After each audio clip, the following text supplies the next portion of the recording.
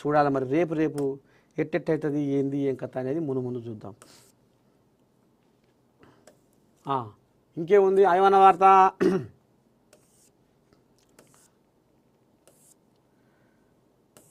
అదే ప్రజల్లోకి వెళ్ళండి, ప్రభుత్వ ప్రతిష్ట పెంచండి.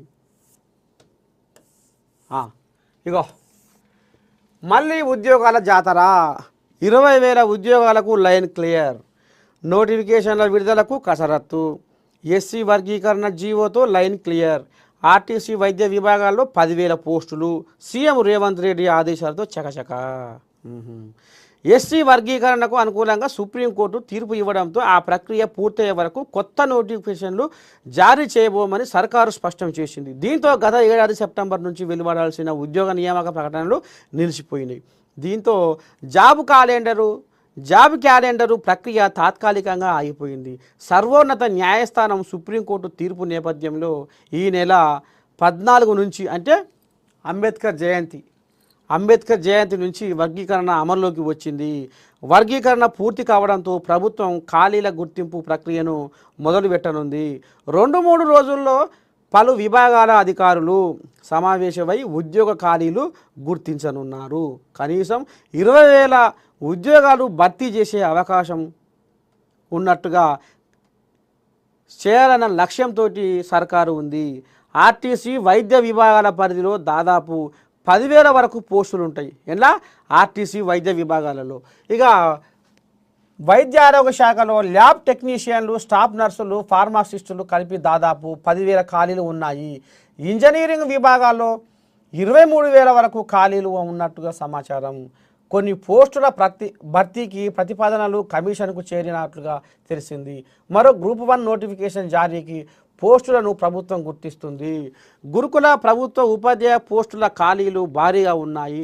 గత గురుకుల నియామక ప్రక్రియలో దాదాపు 2,000 పోస్టులు బ్యాక్లాగ్గా మారాయి.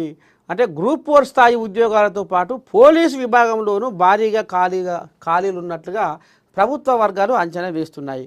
ఇది కథ. మొత్తానికి మళ్ళా ఉద్యోగాల పండుగ. మూరెడు మీసాలు పెంచుకుంటూ నా కొడుకు, భార్యడు గడ్డాలు పెంచుకుంటూ నా కొడుకు, కానీ కొలువు రాకపోయే ఏం చేద్దు ఎట్ట చేద్దు అనే తల్లిదండ్రులకు జరంత ఊరటనిస్తుండొచ్చు ఈ వార్త. ఇక నేను చదివిన దానికి, నేను తెల్లనాక పొద్దునాక కష్టపడ్డదానికి ఇక షెడ్డో పడ్డో ఇక మరి ప్రభుత్వం మళ్ళా ఉద్యోగాల జాతర మళ్ళీ మొదలుపెట్టింది అని జర్రా మరి కడుపు నిండా దీని కంటి నిండా వండే రోజులు ఇక మరి నిరుద్యోగులకు ఈ రకంగా సంతోషకరమైన వార్త వచ్చినందుకు ఇవాళ గుండెలకి వెళ్ళి ఆనందం పొంగిపోతుండొచ్చు. చలో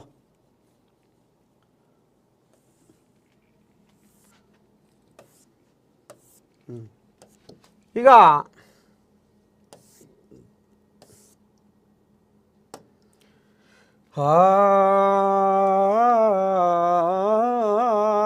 వీళ్ళకి ఏం పని పాట లేదు. కంచె భూముల తాకట్టు. నమస్తే తెలంగాణలో కంచె భూముల తాకట్టు, లొసుగుల లోగుట్టు. ఈ కంచె భూముల కథే పైన పాడ వాడరా ఏదో అన్నట్టు ఇక వీళ్ళు మాత్రం ఇదే పని మీద పడ్డారు. 400 ఎకరాల తనఖాలు వెక్కిరిస్తున్న విధానపర లోపాలు ఎన్నో.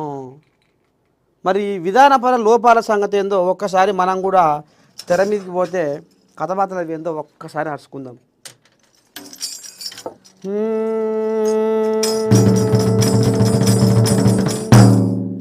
ఇక కనియని కేసీరావు